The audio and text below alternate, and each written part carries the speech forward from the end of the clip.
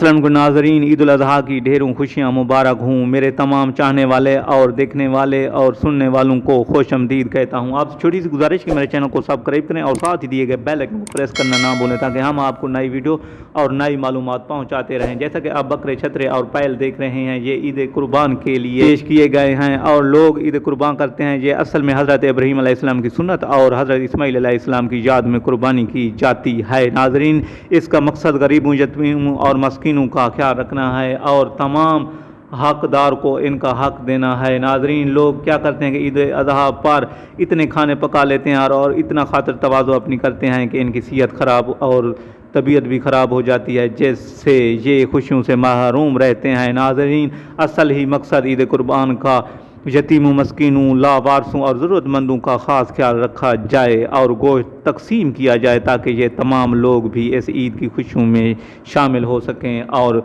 दुआएं दे सकें। असल में ईद कुर्बान ही इस कुर्बानी का नाम है, जो अपनी चीज़ को कुर्बान करके दूसरों के हवाले करना, यानी कि जो ज़रूरतमंद हों उनको देना, ये असल मकसद ही कुर्बानी का ये नाज़रीन, अगर ये समझा जाए तो ईद की खुशियाँ सब के हक़ में अच्छी रहती हैं और हर कोई खुश रहता है। नाज़रीन, अगर आपको ये वीडियो पसंद है तो लाइक, शेयर और सब्सक्राइब करना ना भूलें। जुड़े रहिए। चाह